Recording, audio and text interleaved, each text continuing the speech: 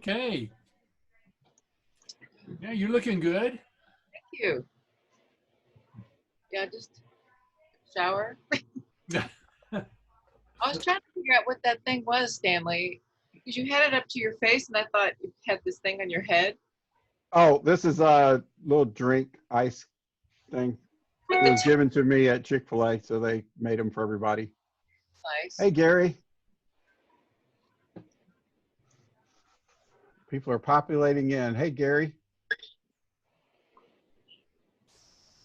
They're slowly coming in. So yeah, God. So I guess at some point I'll need to share my screen, but you'll let me know.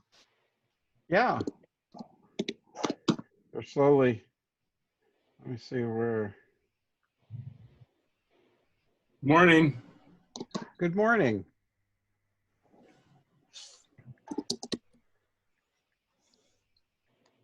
My camera is at the top of the screen, so it's really weird. So if I look at the computer, then I'm not looking. Use the camera like right in the middle, covering. Right. It's never in the right spot. Okay. Let's see who. Give another minute here. And see if I can find.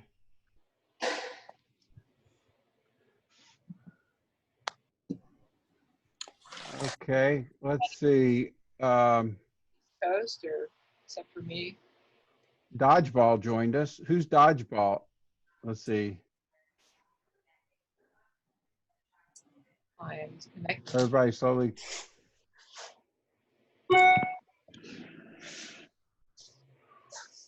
We're all on here for Mac support today with Mac Pro up there. Joanna helping us. So I'm just joking. Call Mac Pro. It's not called Joanna for some reason. I tried to change the name.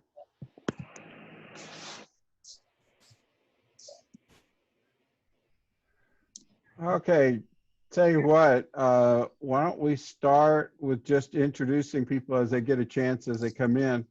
Bill, just introduce yourself. Okay, Where Bill you're from and all. Bangham. Pardon? And tell us where you live and a little about yourself. Oh, Bill Bangham, Short Pump, Virginia, outside of Richmond, and retired photojournalist, magazine editor. Got an exhibit coming up, and I'm working on that right now, and that's about the only thing I'm doing. John Walton. Good morning, John Walton from Arlington, Texas, working with Lifeline Global Ministries and social media, photography, and all of that, and kind of semi-retired and having a good time. Gibbs, tell us about yourself. Gibbs Frazier from Alpharetta, Georgia. Semi-retired, but still some emphasis on the semi. Freelance photographer. Dodgeball. Hi, Daryl. Yes, thank you, Stanley. Daryl Gomat, Arlington Heights, Illinois. I work for Regular Baptist Ministries. I'm a photographer, a writer, and videographer. Happy to be joining you. Gary Chapman. Hey, I'm in Atlanta, Georgia, and freelance out of Atlanta. And Greg Thompson. Yeah, I'm Greg Thompson. I'm in Marietta, Georgia, right outside Atlanta. Retired recently from my corporate job and then doing some other just projects here and there, kind of waiting on the Lord to help me figure out the next thing. Warren. Yeah, Where are you, Warren? in Richmond. It's Joanna. How you doing? Good. How are you? Pretty good. Tell us a little about yourself, Warren. Well, I worked at the International Mission Board, formerly Foreign Mission Board, for almost 35 years as a photographer. And then 2003, I started freelancing. And as people started using iPhones, clients started dropping off. So I'm not doing a lot of photography now, except for my church and just my children and grandchild. Ken Touchton, Good morning, Stanley. good morning. How are you? Good. Tell us where you live and what you're doing these days. I'm living in Northern Virginia, right outside Washington, D.C., and I'm basically avoiding the virus like everyone else. So I'm just waiting for the state to open up a little more before I get out and try to work on a couple of personal projects. But that's about all with me these days. Hey, Roy, introduce yourself and where you are and what are you doing these days? All right, Roy Burrows. I'm in Richmond, Virginia, and I'm not doing a whole lot these days. Between the virus going on and recovering from a bone marrow transplant, I've been socially distancing for quite a while now. Still have a few more months of it to go. I can fly my drone, though. I get it in the corner of a parking lot. I can do some drone work. Oh, good. Buzzing everybody, I see. So, Phil, are you able to step back to your computer or are you able to introduce yourself? Yeah, Phil Wallace. I'm up in Chicagoland, and as we're slowly opening up, our productions are going crazy and ramping up, and I'm headed out on location around noon today. So, Well, thanks for joining us. So I'm going to just turn this over to, we'll start with Joanna. Ladies first, always, especially when you're the only lady in this group right now. I wish we had more. We normally do. And so when you go down to share your screen, just click on that and you should be able to share your screen. There's one more. We didn't say, Robin didn't say hi. Oh, yeah, I was going to let Robin just do when Robin goes. Go ahead, Robin, tell them who you are then. Okay, am I on here? Okay, can you Yeah. hear me all right? Okay. Hi, I'm Robin.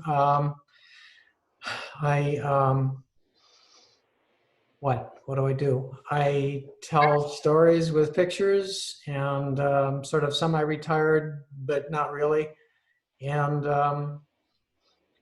I have a couple of passions, but I'll get into that later. And I'm in Atlanta, actually, Canton, Georgia. Cool. Okay, Joanna, you can take it away whenever you like. Okay.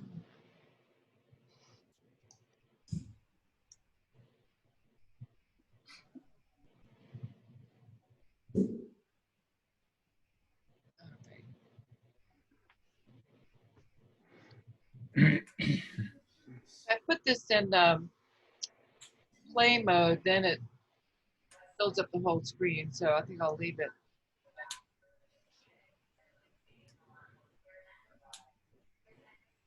No, it doesn't work. All right. So I had asked Stanley different things to talk about, thinking about what this particular group might like, and I wasn't sure. So he gave me a list of good topics, but one thing he mentioned was mentors. And I thought that was a really good topic because the people that helped me early on, you know, I don't believe that I could have had the career and work that I had without them. And I often fear that young photographers today are not really getting the kind of mentorship that I was so fortunate to have. And so I guess my real first job was with the International Mission Board, and I started off in the photo lab, but moved into being a photographer around 1980 something, before this. And Don Rutledge, as many of you maybe know Don Rutledge, so if you don't, he was with the Home Mission Board and then came to the Foreign Mission Board around the same time that I was promoted. I guess it was about 1981. And so the magazine, The Commission, started sort of taking a chance on me. I didn't have any photojournalism experience. I was a art major, but I had been to sort of a photography school of sorts. So I had done a few things around the building, and they took a chance and sent me on a few projects starting in 1981. And I realized soon after that, the next couple of years, that I really didn't know what I was doing. I mean, I went out and I took pictures, and things sort of came out, properly exposed. And, I felt pretty good about it. People were looking in the camera and they were in focus. And I had looked at a lot of photography books and National Geographics. And so and as an art major, I had, some sense of what a good picture was. But at some point I knew I wanted to get better. And, Don offered to help me. And so he was just amazing. He would take home, like, we were shooting films, so he would take home this big stack of photography books. Contact sheets of mine. Come back and go over the contact sheets with me. And I always remember this line. He was really gentle. He wasn't critical, but he would say, "Now I want you to see the difference between these two pictures." And he would show one picture that wasn't particularly successful, and another one where I had, been a little more successful. And he would say, "Now this is the old Joanna who, the pictures were kind of flat." And then he would show me another picture that was a little more successful, maybe like this one in Calcutta. And he would say, "Now this is the new Joanna." And he was so encouraging, and he really would show me. I literally came back one time and said, "I don't know if I have any good pictures or not. I've looked at all my pictures and I'm confused." And little by little, working with him, I started to see the difference. And so when I would go out into the field, I would sort of pick one thing and work on it. And so for a while early on, I would pick this thing with what he called confrontational pictures, which was just using a long lens. At that time was a 180-2.8 Nikon, and having people look in the camera. And I really got into that because I realized if I did that, I would be likely to get a cover of it. So I sort of latched onto that and ended up with a number of covers. And then finally, after about a year of that, Don said, "I think you've perfected that. I think you need to move on and work on some other things. You're leaning on this too much. Now that you can do this well, that's all you're doing. You have to do something else." So, he started working with me on layering and, just trying to figure out how things would work. And one thing he said that I will never forget, he said that often the difference between, a good photograph and a great photograph is a millimeter. And so it was just, fine tuning instead of standing here, move a little bit to the left, move a little bit to the right, move in, move back. And so that really, it made a huge difference for me.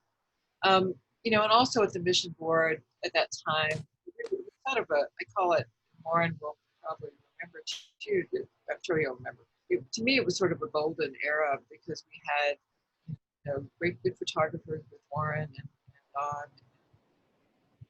And then we had Leland Webb, who was head of the commission, and Dan Beatty was the photo editor.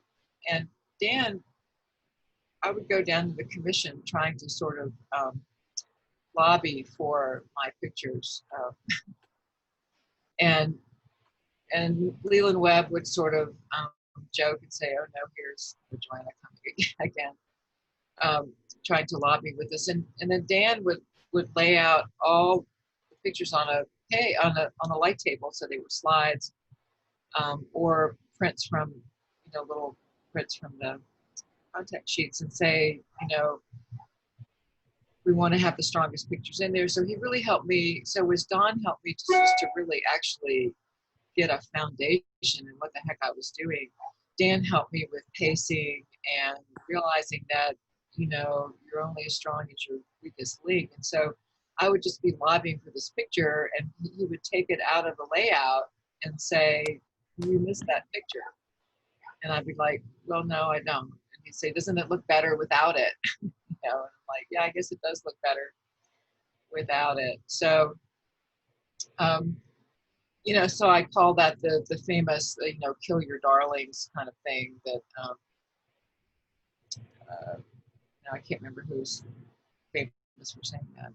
Anyway, you know, and learning how to let go of something that I thought was such a great picture, but really was not that special.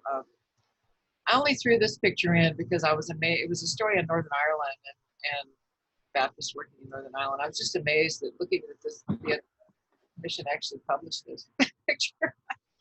But it was indicative of the economic situation in Ireland, and you know, so I guess that's why it got published.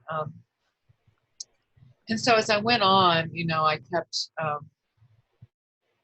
you know, really improved, you know, my photography. And at the same time, I started working with the Associated Press. Tell me when I need to shut up, Stanley. With the Associated Press on weekends and evenings. And I knew I had a few pictures from that period, and I couldn't find a couple of them. And I got them somewhere, and I looked and looked, but mostly I did, you know, politics and sports. This was Rob, Governor Rob of Virginia, and he was the son-in-law of LBJ. And I did a lot of sports kind of things, a lot of college basketball and NASCAR. And so with working with Steve Helber at the Associated Press, and I think he's still there. I mean, he's still there working.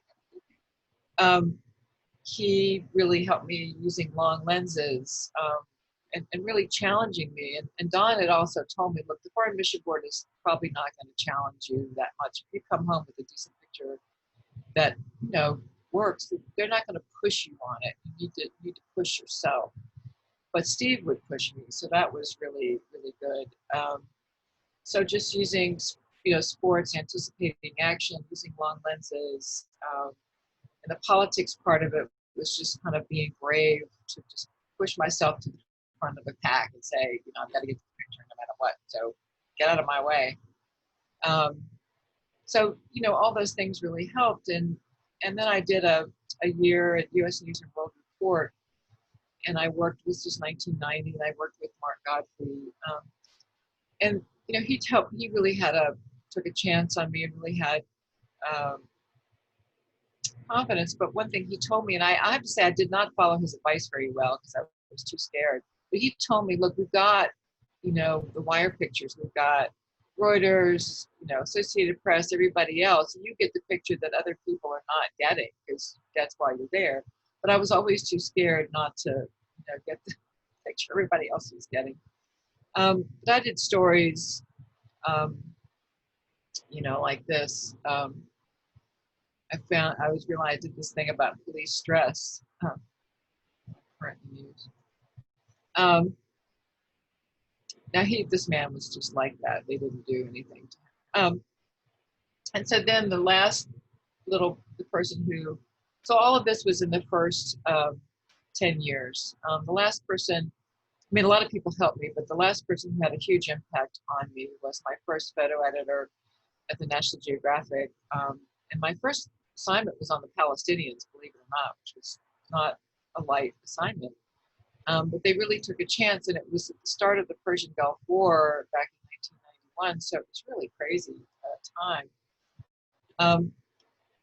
This was the opening spread of National Geographic, and my photo editor there was Ellie Rogers. And I think what I learned the most from him working out was, you know, thinking about the bigger story. I mean, with the Associated Press, it was like, get the big picture, tell the story, long lenses, you know, get it so it's placed big in the newspaper and everybody sees it. And with the National Geographic, it's like, this is not going to be published for at least a year. So you have to think about what's going to be interesting a year from now. You know, you may have some news story that's kind of interesting and everybody's going to take pictures of it, but it's not going to be that interesting, you know, a week from now. And so that really helped me think about the larger story, putting together a longer narrative. And then, of course, learning how to work with fixers and interpreters and that kind of thing. And he also helped me with navigating the politics of national geographic. It was great. He would just say, and I think I worked with him on another story, the next story. But anyway, those are the folks that really helped me. And so you can see along the way, I just kept building these skills, with Don really giving me this huge foundation to build on. Without him, I don't think any of these would have happened. And then moving into Dan, of course. And so, there you have it.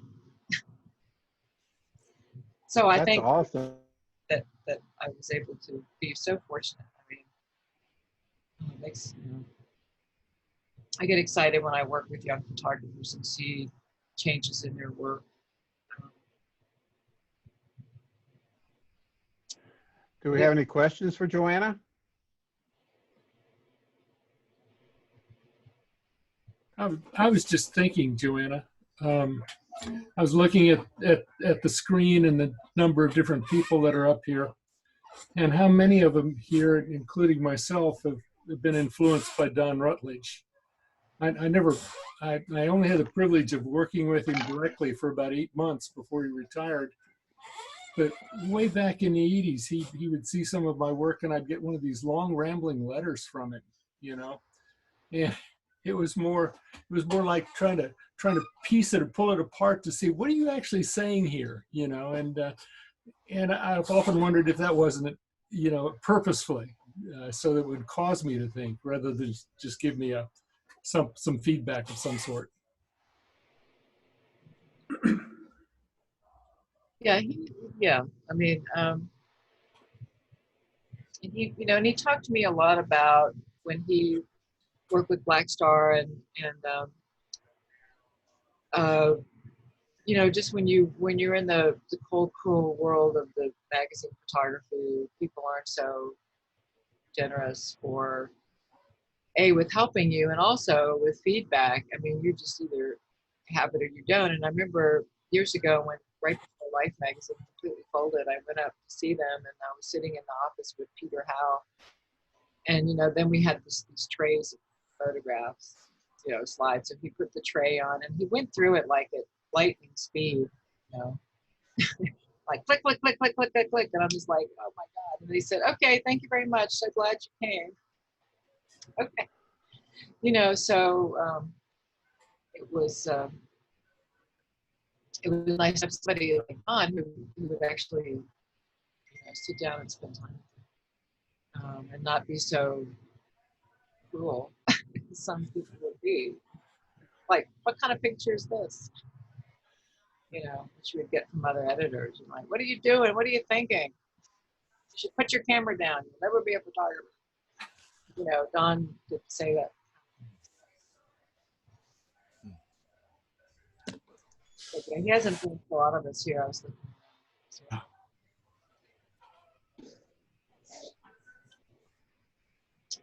I think we all feel the stress of when you go to do an assignment and trying to come back with things in a dynamic environment. It's always changing. I think that's where I find my stress is like, how am I adapting? How am I changing? It's not going the way we thought. What opportunities are around here? Things dissolve away and you kind of go like, it's not what we thought. So how have you adapted to those kind of changing metrics, especially when you feel that kind of pressure to produce? Gosh. No, and you're right. I mean, I don't think it's ever the way you think it's going to be.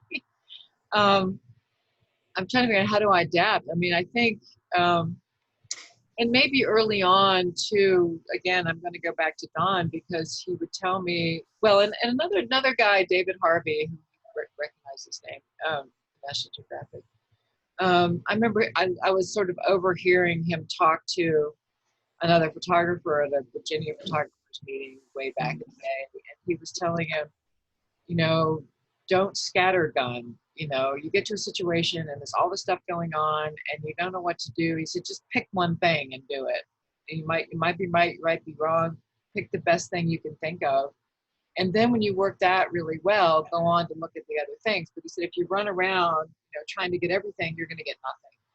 And I remember I was kind of overhearing, him tell this other photographer that. And I thought, well, that's good advice. I'm going to listen to that. So I listened to that, just the idea of, walking into a situation. And most of us here have been photographers for a long time. So we probably can now walk into a situation and pretty quickly see where we need to be. Now, I still miss things, absolutely. But at least I have a starting point. But I used to not, I'd walk in and I would go to every angle I could think of. And I think it's just trying to, what you're saying when you don't know what to do, I think it's just trying to be flexible. And at first, you find yourself getting upset. Like, why isn't this working? Why aren't these people doing what they're supposed to be doing? Or there's always the phone call, you get there on, Friday and they say, well, if you had just been here yesterday, all this was going on. And you're like, don't tell me that. Why didn't you tell me that, 3 days ago? I'd have been here yesterday. But I just realized I had to be flexible and just start my gears turning, to start, okay, this is not happening. So what is happening? And if I don't need to be here, maybe I should leave. But usually I don't leave. Usually I think, well, I'm here, so I'm going to try to figure out something here while I'm here, unless it's, absolutely not the right place to be. So I think it's just trying to be flexible and just letting go of things not being the way I thought, and just trying to quickly rethink, how does this fit into the story I'm telling? Is anything happening here? But if it's not, what is happening? And if nothing's happening, how can I figure out how to get to what is happening? So then I'll sit down and talk to people. Okay, today, was okay, but what are you doing? What's happening later? And then just start asking questions to try to figure out how can I sort of save this whole situation and come back again. So I think it's just being flexible and trying to tamp down your expectations. Say, okay, this is not working, but what is going to work? Yes. And then sometimes, I spend a lot of time being frustrated and upset, I think, which is one reason why I'm happy not to be so frustrated and upset now. But I literally, and when I was working at the mission board too, I really was trying so hard, and this extended into National Geographic for many years. I was pretty uptight, and I'm a very relaxed person, and I could put up a very relaxed front. But inside, I was just churning, and just, I don't know why I didn't have stomach ulcers. I really was, I really was churning a lot. And I would say if I'd go with the video crew, sometimes we'd travel together, or for example, a missionary would tell somebody later, oh, that Joanna was very nice, but she was so serious. And it's just because I was just constantly thinking about what was going to happen next, what we're going to do, what we're going to do tomorrow. And again, because it was the mission board, you really had to, what are the missionaries doing? You have to be more polite than you do. With National Geographic, I was polite, but if I didn't like the situation, I could leave. I could just say, this is not working, goodbye, I'm going. But with the mission board, you couldn't tell missionary, sorry, I don't like what you're doing, I'm going to leave. So I would just be real fraught with, are we going to go yet to one more Bible study where there's no light and people sit around, and I'm all into Bible studies, but golly, how many can you go to? And they're all dark. You want to see a little more excitement of mission work, out in the field too. So I spent a lot of time I have to think back because it's been many years since I've been quite that tense. Really. And then when I first assignment for the Palestinians, I was the same way. I was absolutely a wreck, and I only drank like Diet Coke, and my stomach completely fell apart from the Diet Coke. And I'd get up in the morning and I'd have a Diet Coke and go out. And then the last day I was there, so I was there for on and off for 4 or 5 months. Wow. Yeah, the National Geographic. And I came back and I had my friends over and I was at the restaurant and I ordered a beer. And everybody looked at me and said, "What are you doing?" And I said, "Well, I thought I would relax. It's my last day." And they were like, "We didn't even know you would even have a beer. My God, we've never seen you relax ever." You know, and I was like, "Oh, I just thought I would have something." You know, so I was pretty uptight. So I don't know if that makes you feel any better, but it made me feel better when I sat at a table with a bunch of really well-known photographers, and they said one of their biggest motivators was fear that they would not get the picture. I thought, oh, I guess I'm in good company. Anyway. Joanna, I've seen your write-up this Stanley had was that you're working on a book about your assignments and the people you will never forget. Can you tell us a little bit about that and how you're approaching that project? Yeah, I started just taking pictures that I thought were really significant, you know, and meant something to me, both the situation because perhaps it was historical, or because the people had meant a lot to me. So I'm just sort of picking one picture and writing an essay on that, and trying to get that together. Then I have like 4 or 5 books. No, not that many, but so mostly it's just taking some essays and then, you know, just talking about the situation that led up to it, why it meant something to me, and kind of what went into the thinking, the thought process along. You know, so I wanted it to be helpful for other photographers to see, but also to remember. And I call my working title is Guardians of Memory. And I got that from a poem by Naomi Shihab Nye, who's a Palestinian American poet. And she wrote a poem about this broom seller in Jerusalem. And there's a line in her poem, and when I heard the poem, I thought it was perfect. She said, "And we march around like guardians of memory." Because she was remembering this older man in Jerusalem with his little broom, you know, the broom seller. And so that's my sort of working title, that these people are sort of, you know, they guard, partly guard our memories. I've always felt photographs on my memory. How many images and essays do you think will comprise the final product? Any idea? No, I don't. I'm not far enough along to. I keep stopping and starting and working on things as we do. So no. I don't know, just a reasonable number. I mean, if anybody has any thoughts. I mean, I think I originally thought we'll take 25 pictures and talk about that or something. It's kind of in my mind. Anybody think that would? Sounds like a good number. I'm going to use this time to switch us over and thank Joanna for this, so we have some more time for Robin also to share.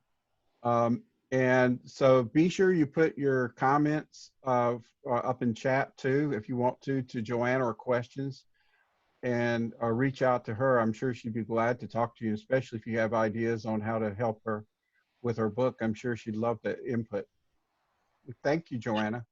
Thank you, guys. So Robin, can you take over our screens if you share your screen? And okay, I'm hoping it's up. not yet. Hit that last part and say share. The other one. There we go. There you go. Okay. So let's see, what do I say? I have been working within the disability community for probably the last 12 years, telling stories of how people with developmental disabilities navigate life and some of the challenges that they go through.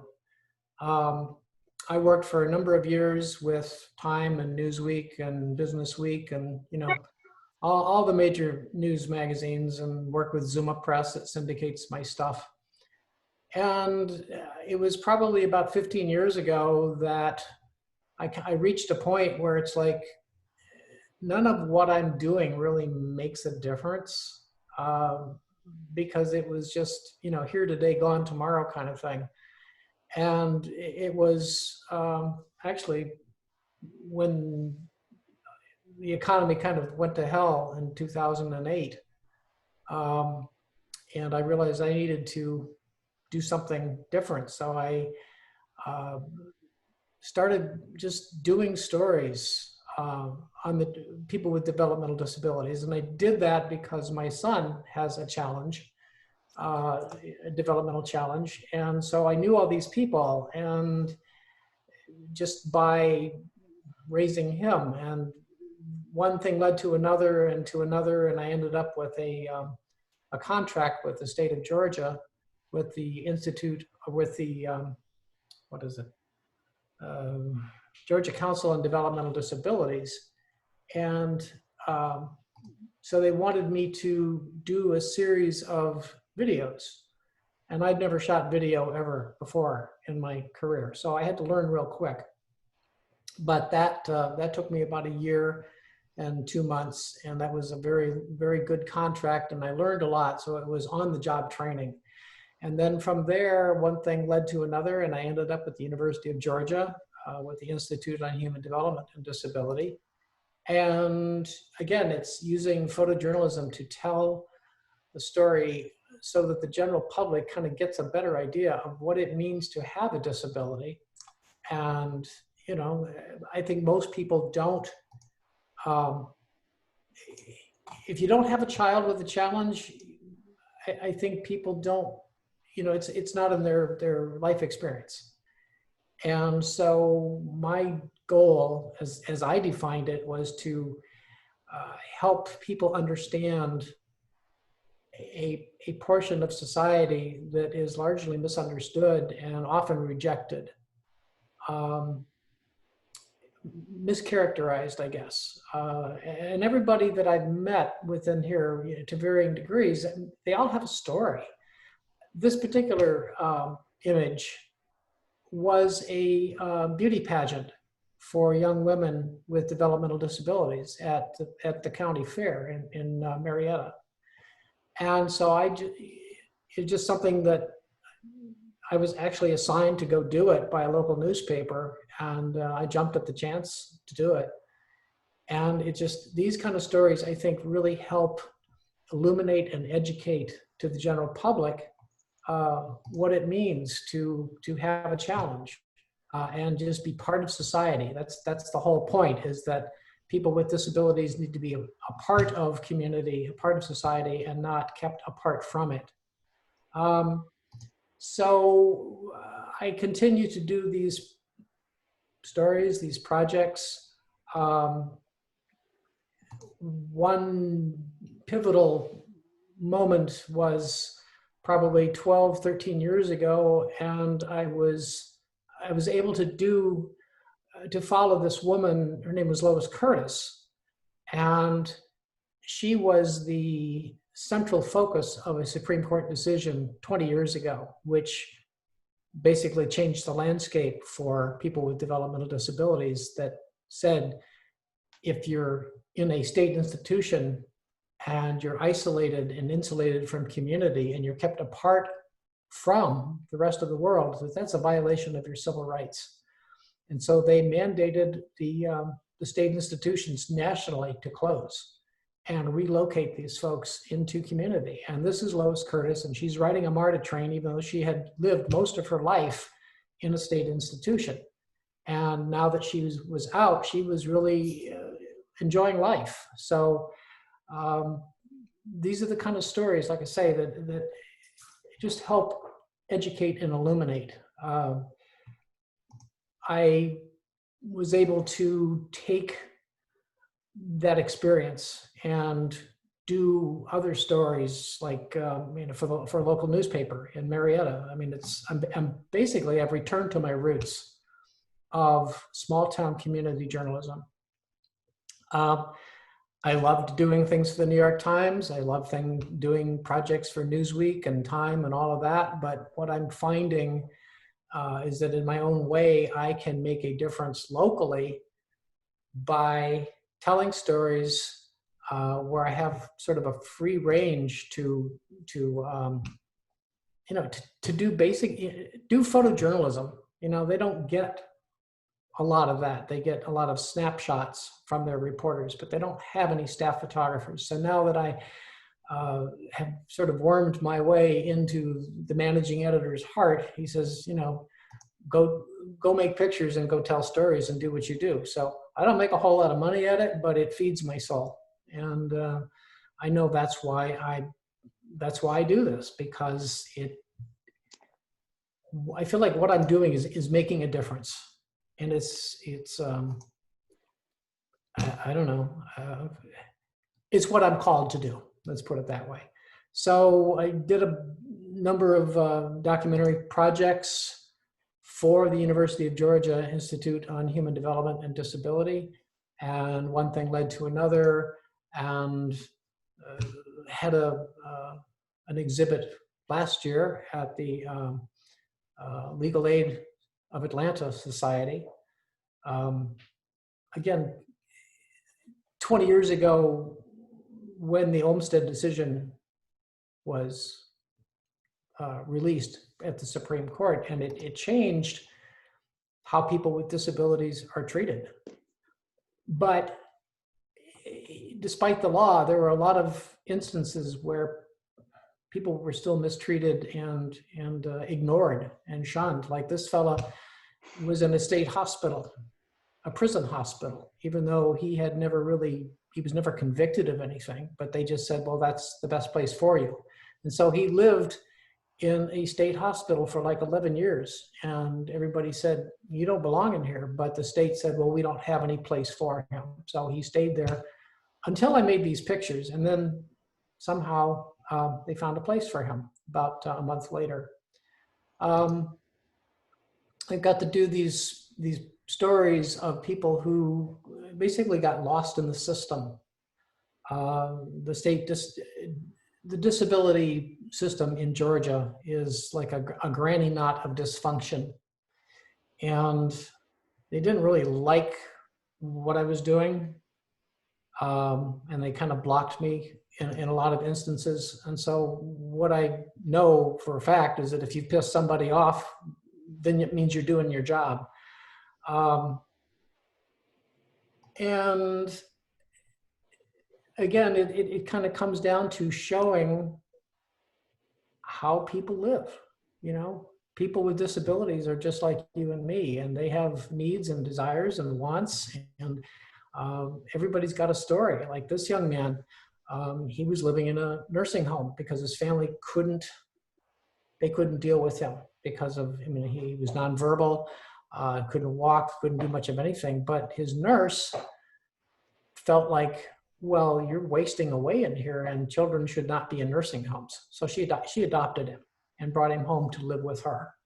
And that I thought was a very powerful story. I did these projects on people who lived in the state institutions. And then because they were mandated to close, they were relocated into community and throughout the state. And those transitional stories, I think, gave people hope, especially the family members who their person had been in a state institution for many years, and now they're going to be living somewhere that's in a private home or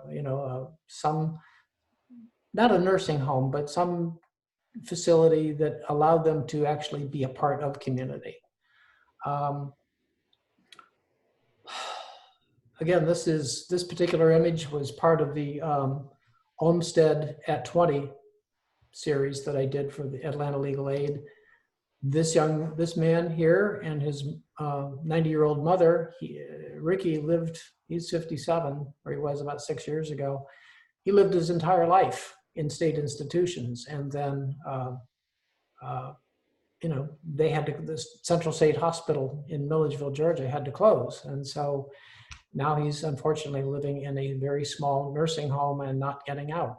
So there's all sorts of problems within the system. And I felt like my role was to help share what those problems were so that people could, if they were so moved, take some action. What's your call to action?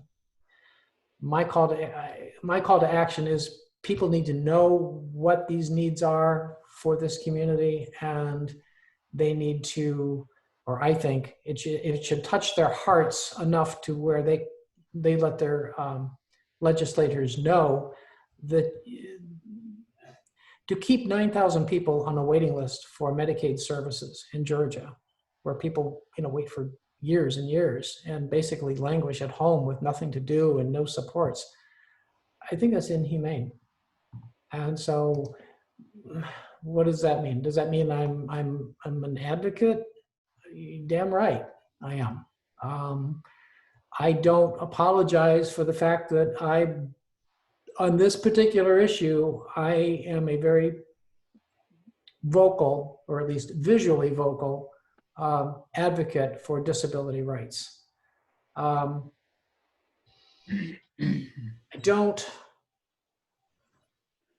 not an activist, but I think my pictures can serve in that capacity. This particular story on this young girl who had multiple seizures because of her autism, and the only way to control the autism was through cannabis oil, which was, Georgia has some real problems with that. So the mom, who used to be a cop, and she resigned from her job as a deputy so that she could basically be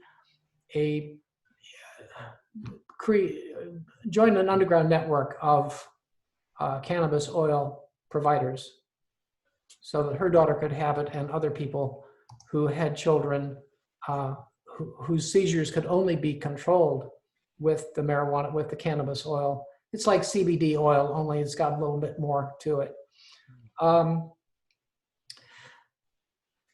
That's a story that's still in progress. This has not been published anywhere, but I'm working on it. But that's a story, I think, that a lot of people, they don't understand, well, why do you need CBD oil? Why do you need this? It's illegal to do what you really need in Georgia, or you can have a prescription for it, but you can't buy it. So there's an underground network. What else? This was a story that I did in the middle of the pandemic crisis, and this fella who had immune problems and lost his work. And so he ended up living in a campground in the middle of rural Georgia and found peace. And so he's living out there with other full-time campers. I did this for the Daily Mail, and that's one of the few publications that I still get assignments from. So I'm very glad that that gives me opportunities to practice my craft. And I go out and I spent the day with him out there in the middle of nowhere at this big campground, which was an LGBTQ owned place. And it was a good story because, again, it showed a slice of life of a community that a lot of people just don't, they're not aware of it because it's not in their life experience. So that's kind of what I do. No 2 days are alike. I don't really have any one publication that keeps me going or funded. I'm sort of semi-retired now. Outside of the Marietta Daily Journal, which, lets me do a story a week for them, I kind of chase my own projects, and there's always more stories to do. My work will never be done, at least in terms of the What was I going to say? I don't remember. My brain chases rabbits a lot. Oh, there's always more stories, and my work will never be done within the disability community. It's just, you know, you got to touch hearts. You got to change attitudes and opinions and perspectives of how society sees people who are different. Because, you know, everybody's got something, right? And anyway, that's all I got. I don't have any more words. Lots more pictures, but no more words. Hey, Rob, Great work. I just want to say I really love your work. And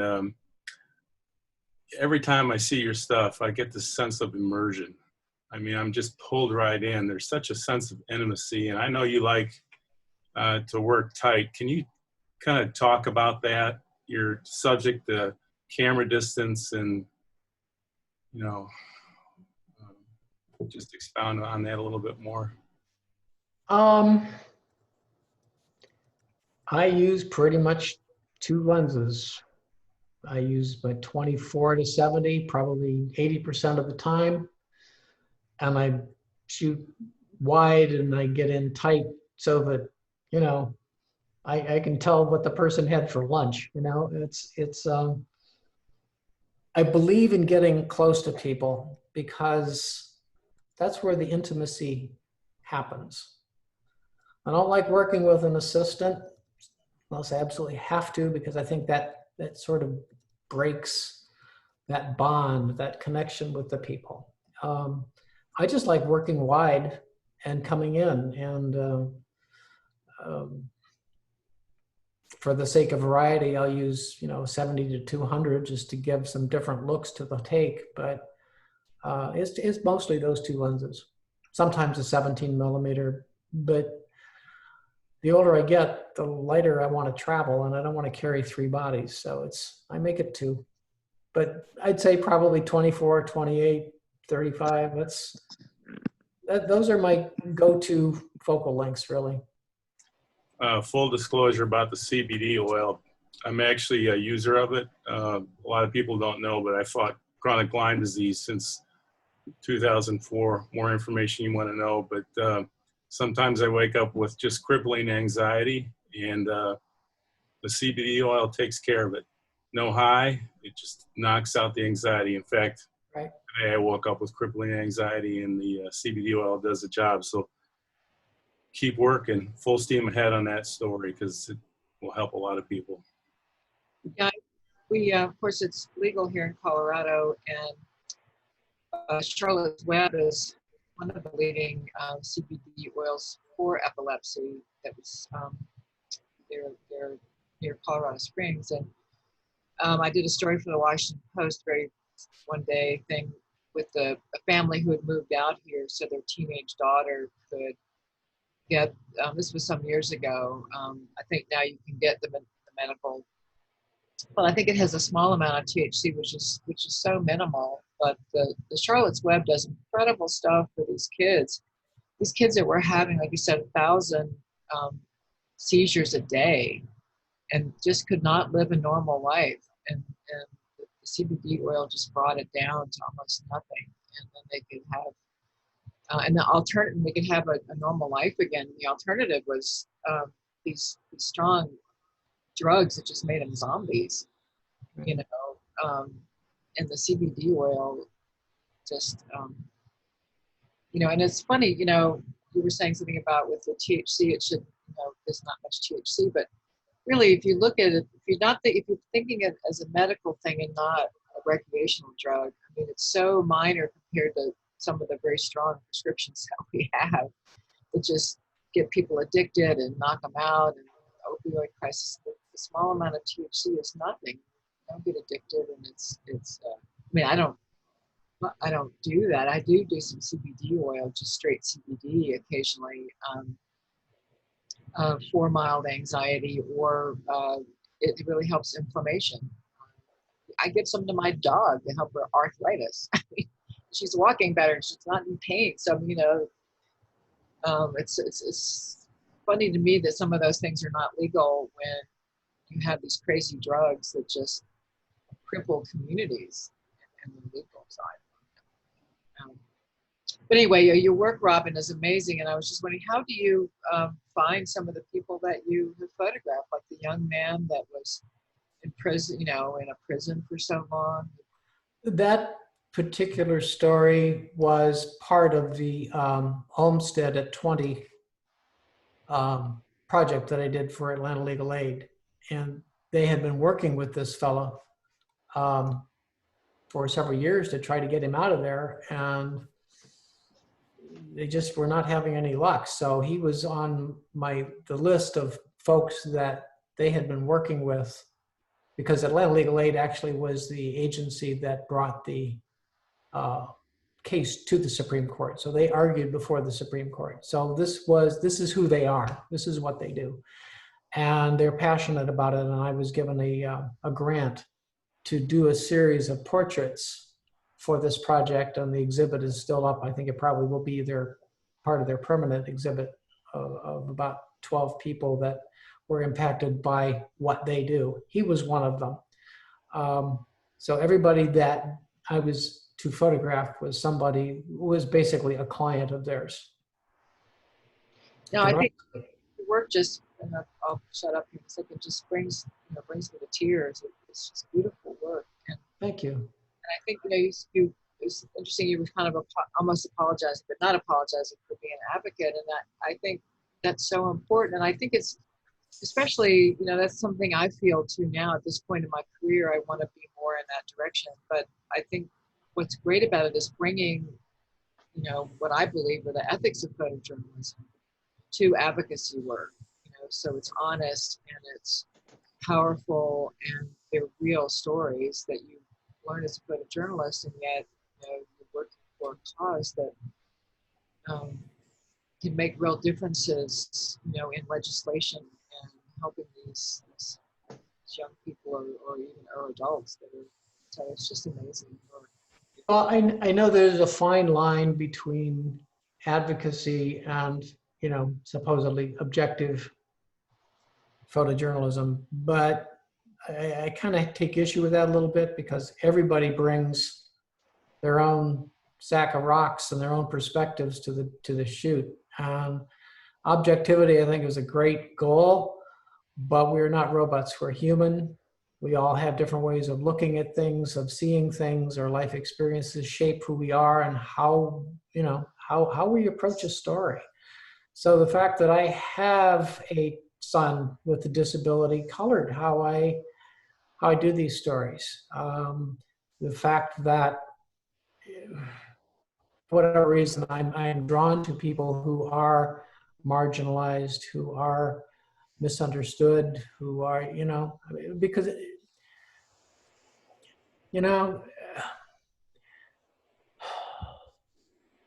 God's creation is pretty damn diverse, and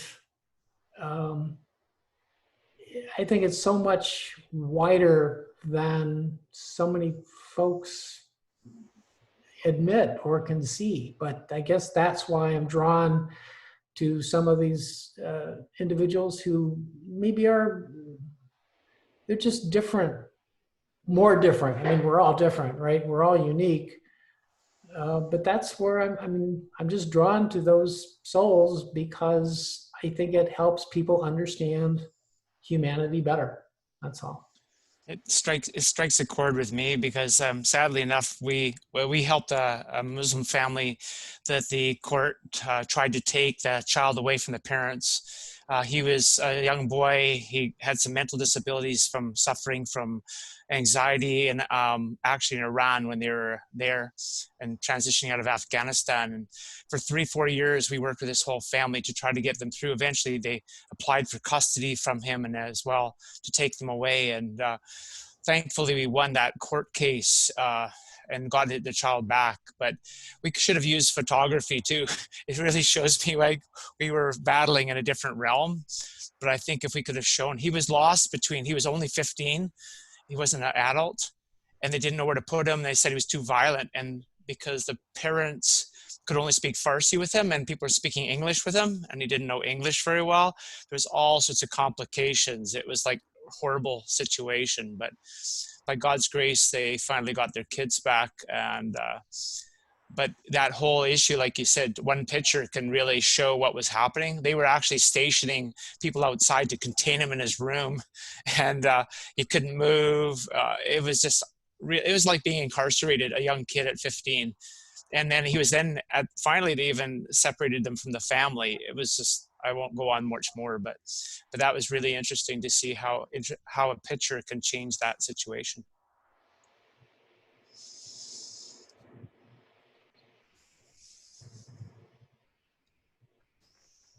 Any other questions? Comments? Spot on, Robin. I'm glad you do what you do. I always look forward to seeing your work. No, thank you. Social media, I'm never thought I would say this, but I'm finding that when I put stuff out there on social media, that that sparks conversations. And you got to have a little bit of thick skin to do that, because you're going to get people that it really ticks some folks off, depending on the story. But I do kind of actually enjoy stirring the pot a little bit, because that gets it gets people talking. And for me, that means they care one way or the other. They're going to care. And, you know, if you get people to look at your pictures and your stories, and they care about it enough to write about it or to comment, then it's like, okay, well, they're thinking about it as an issue. And that's, to me, that's the whole point. That's the whole point of why we do what we do, right? It's not just making pictures, it's telling stories. And it's getting people to give a damn, really. I think deep down inside of this thing I've observed of this group, this community of people, is that deep down inside us, we want to see the world change in some way.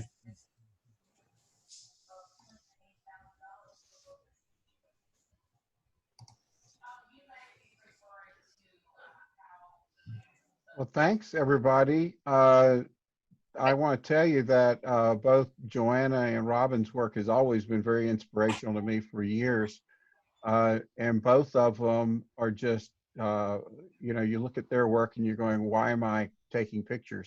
But I really love what they've done. The thing that's interesting is both of them are extreme introverts, but yet both of them are, their work is changing many people's lives. Now, next week we have Julie, who's, can you introduce yourself again, Julie, to everybody? Because you weren't on when we did that earlier. Yes, hello, I'm Julie. I'm from Granby in Quebec. I'm pretty new in photography, actually. I took my training with University of the Nations in Kona. And actually, Stanley, Bill, and Gary were my teachers. So it's an honor to be part of this group, honestly. And Alan wasn't on the call when we first started. Just tell us who you are again, Alan, and where you are and what you're doing. Yeah, my name is Alan Hood. I work for Wycliffe Bible Translators. I am their staff photographer. I've been doing that for the last 35 years. So I've been working for advocacy for the scriptures, keeping people informed of the work, and minority language groups as well, like example, deaf community, translation, all sorts of interesting things that God's doing in the world. So it's been exciting. Well, I want to tell you, every one of you is highly valued, and every one of you I'm trying to get to present to the group, because I don't care if you're just starting out or you've been doing this for years. Each one of you is made in God's image, and therefore he's giving you his eyes and his heart for you to see the world of which he's created. And each time we get to see one of you share your work, I am illuminated again. And learn so much more about the God who's created this world in which we live. So I'm so thankful for Joanna and Robin for what they shared today. Next week we'll have Julie, and I think Jeff Rayne is going to share. We've got also, I've got Daryl is, who's dodgeball up here, is going to be sharing a few weeks after that. We have Michael Alexander, who works with Alan Kinsley at the Catholic Archdiocese, is going to share. I was actually surprised he agreed. He's one of the most shyest persons I've ever met. So I was thrilled to find out. It's taken me about 25 years to finally get him to share something. So I'm looking forward to that as well. So each of you, I appreciate all of you. I think Gary Chapman's off to doing some stock photography for the next few weeks. And hopefully when he gets back, we're going to try to get Vivian, his wife, on here, because she's the other part of that team that you all need to meet. If you haven't met Vivian, she'll change your life. And I think that's everything. Any last comments from anybody on anything, on Joanna or Robin or anything else? This is so good to see everybody.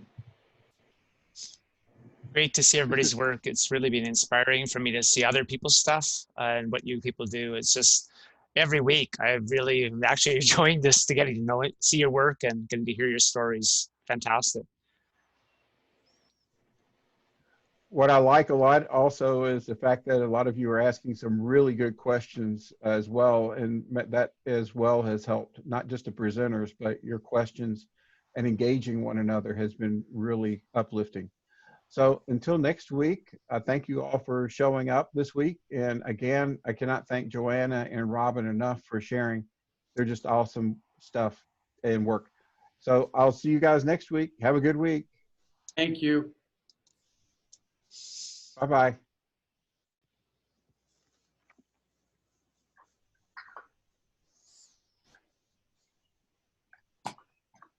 Bye, everybody. Bye-bye.